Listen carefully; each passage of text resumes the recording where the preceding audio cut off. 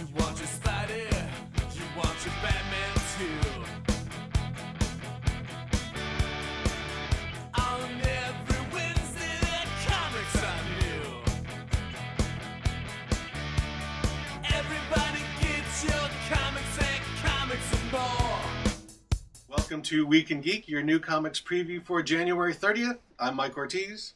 I'm the Chris Brown. What do you got? Well, it's 100 episodes. 100 episodes. We're 100 episodes in this week. And, we thought about it, because everybody else does, but we opted not. Why just kill somebody just because it's 100? Yeah, we're not going to do that. We're not going to kill someone just because it's 100 episodes. That's, No. That just seems like the cheap done way it. to do it. Yeah. Yeah, absolutely. So, but I'm going to start off here with, and congratulations, sir, on 100 episodes. Thank you. Congratulations too. I'm looking at Superior Spider-Man number 2. Too bad we can't kill Dan Slott. That's not a threat. That's not a threat. Not a threat. He'd be back anyway.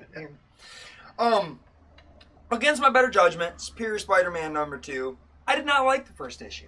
I didn't. For me, I guess I don't like Dr. Octopus as Peter. It's just a little weird to me.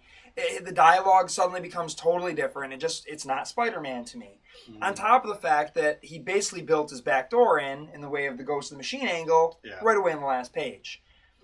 I understand that this was originally just supposed to be a story arc that they turned into a relaunch because of everything else that they're doing, and I'm sure we'll get through with this.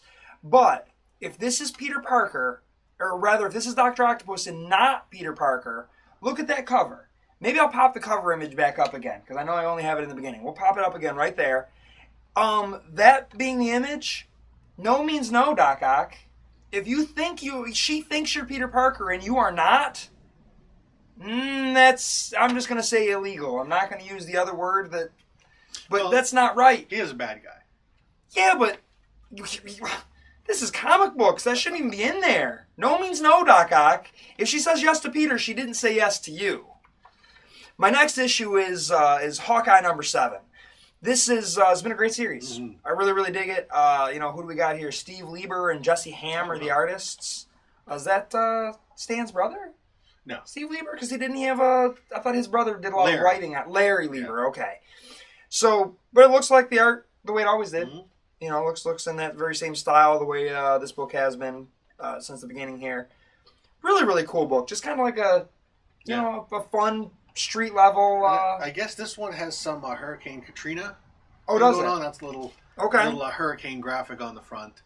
Interesting. Talking about that because obviously that hit New York very hard. And it looks like somebody looting, something going on there. It's kind of a topical issue. And that is just the kind of book that this is, where you could get away with telling that one-off story that way. Then I'm looking at, it's kind of crazy. Most of my stack has been Marvel here, which is not typical, but it's also a small stack. It's a small week.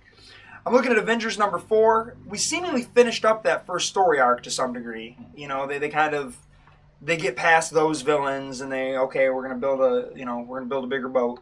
We need a bigger Avengers team. So this is probably going to spin out and follow some other threads, but that's what Hickman does. I'm sure he's going to come back to Ex-Nihilo and all of those other characters from Mars. All this will probably all fit in at the end in 3 years or so. Exactly. So it's been a cool book so far. I like it. I really like Hickman. I like the Avengers. Then I'm looking at Superman Family Adventures. This is issue number 9. Now they've announced this book's been canceled, right? Is issue 12? Is it going to make 12? I think, yeah. Kind of a bummer. I feel like maybe in turning Tiny Titans into this, it just lost steam, or maybe with Comics, Art's busy doing other things. I mean, you'd think being able to write Superman was always a dream for him. Hey, well, he got to. And he got to. So it's too bad that this book is ending. Kind of a bummer, because I really, really enjoyed it. I think they've done a great job with both books, Tiny Titans and this. And we've still got, including this, 4 more issues. So. And I think Comics Alliance, who I'm not necessarily a big fan of, actually did, it was either them or The Beat, picked it as the best Superman book of 2012. Out of all the real Superman books, it was the best book that has Superman in it. It was my favorite. Which a lot of people seem to agree with. So what are you looking at? Well, I'm going to start off with Green Lantern Corps Annual number 1. This is it, the conclusion to the Rise of the Third Army. So, we saw Kyle get the powers of the White Lantern. Everyone's heading to Oa. It looks like this is going to be the big battle that puts it all together. Looks like we've got the return of a lantern that we haven't seen in a while. This, of course, is all just really Is setting that up. a Return of a Dead Lantern? Is that Yeah. is that what did I see what I thought I saw? You saw what you thought. All you right, saw. cool. Just talking about that the other day, wondering when.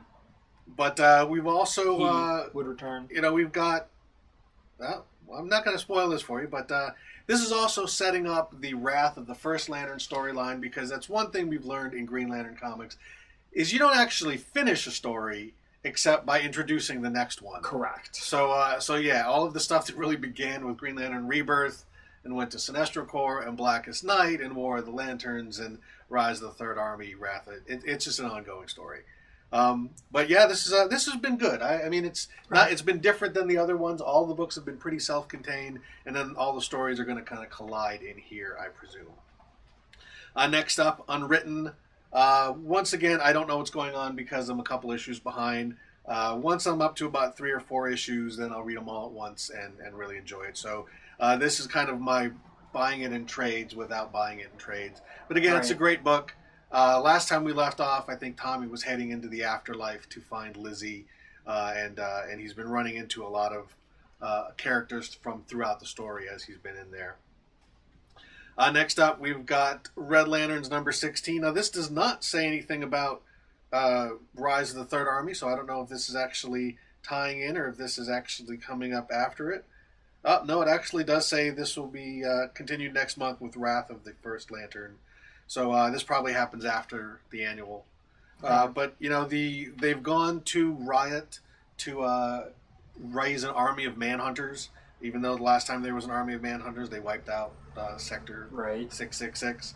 But hopefully this time things will work out a little bit better for the Red Lanterns. But again, they're hoping. Pretty solid book overall. This one was probably the weakest of the tie-ins to the Rise of the Third Army, I thought. It seemed to be that Third Army was a little more tangential. So Peter Milligan's kind of got a story that he's doing that he's just sort of slightly tying in. But still pretty good stuff. Next up, Superman number 16. This is Scott Lobdell and Kenneth Rocafort. This is Superman against Ha'el again. This has been a tough one to follow because I haven't been getting all of the crossovers. They do a decent job of kind of filling you in, and you can get some more information on Wikipedia. But basically, it's kind of a Kryptonian from that was sort of lost in space many years before it exploded. Shows up on Earth, and he wants to go back in time and prevent Krypton from being destroyed, but to get the energy to do this will basically require destroying the Earth. Okay. Superman once again has to choose Krypton or Earth. He always chooses Earth because, that's where he lives. Right. So in this one, presumably they prevent that from happening because I think this is the end of the storyline. And then there's also some other big stuff being introduced with the new 52 Oracle, which is something completely different. Some sort of weird alien thing. I don't know. Weird. Next up, Nowhere Men number 3. I actually have not read issue number 2.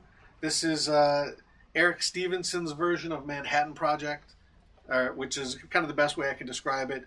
Manhattan Project's with a little more rock and roll thrown in. The artwork is great. I do like the art. He's no Jonathan Hickman. I think that kind of goes without saying. But it's still a pretty interesting image sci-fi book, which was a lot of fun. Right on. Next up, Batman Incorporated number 7. This is continuing the Leviathan storyline.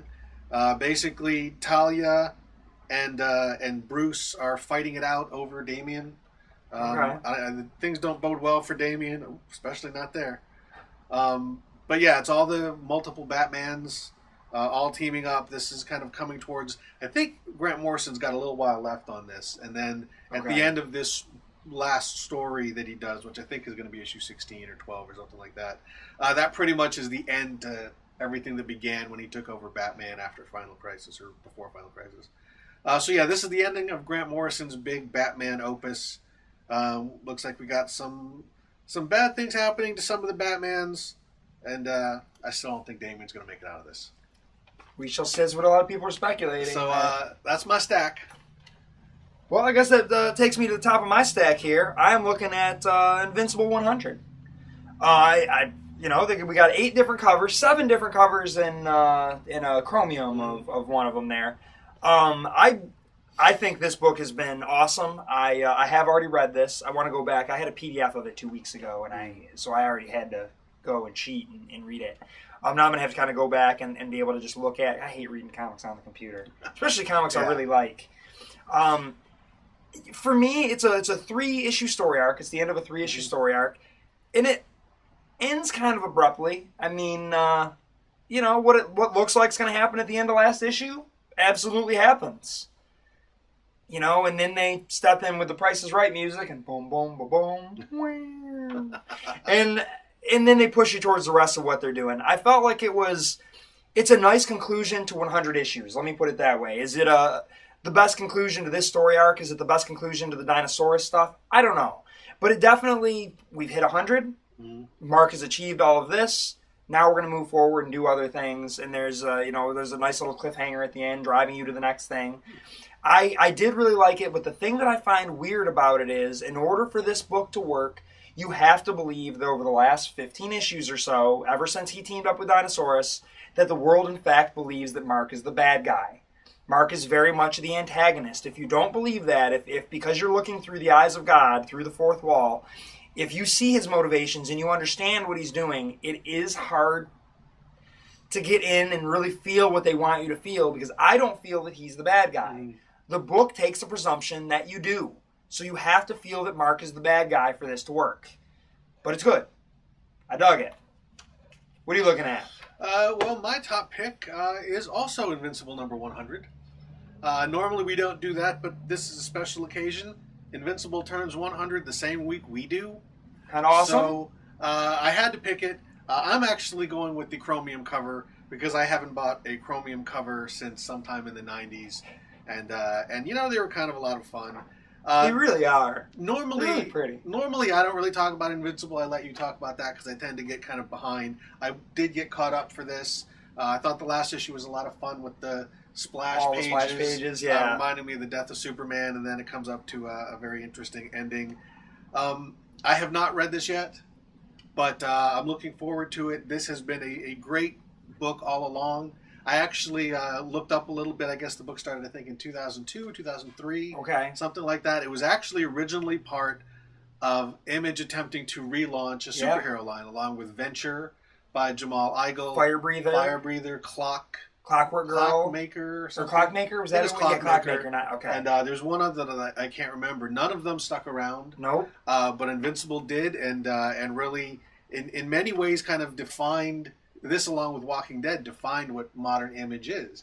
Yes. Kirkman gets most of his praise for Walking Dead, but I think because of that, people kind of have forgotten how good a book this is. Lately, this has been a lot better book. I couldn't get into Walking Dead. I think he shows a lot more versatility as a writer in this book because he's got more of an opportunity to write humor. He's got a different kind of cast of characters, and he gets to write superheroes, which is something that I like a lot more. And one of the things that I think is kind of sad about the fact that Kirkman is now so staunchly with Image is we're never going to get to see him write Spider-Man. We're never going to get to see him write Superman. Although we do every month in this book. Correct. This is him getting his chance to write every superhero he ever wanted to write. Just, don't violate trademarks and copyrights and do your version of it. He's had some good success, and he got to a point, and I certainly admire this, where he said... Why would you bother to write someone else's characters for them? Why wouldn't you just write your own characters? Yeah. Not everyone has that opportunity, but he does. Yeah. And that's what he's doing. And I respect that. And I he really made do. that opportunity. I mean, this was a book that nobody... I mean, again, all of those other Image, superhero relaunches book, they didn't go anywhere. Right. But this one caught on, and 100 issues is pretty impressive. Same writer. There have only been 2 artists, I believe. There might have been a fill-in somewhere or another. But, you had Corey Walker at first, and then Ryan Otley... finishing all this out. This is really a tremendous achievement in today's market, where you're lucky if you can hit 12 issues, especially for a small press book, an indie book. Yes. To go 100 issues and have a chromium cover and a bunch of other covers is really a tremendous achievement. Congratulations to Robert Kirkman for pulling this off. Indeed. And congratulations to us for pulling it off, because doing 100 of anything is actually a little... Who thought we'd make 100? I didn't think so. We'll hit 200 before he does, so... Well, that's true. And we got a 2-year anniversary coming. True. So with that is your Week in Geek.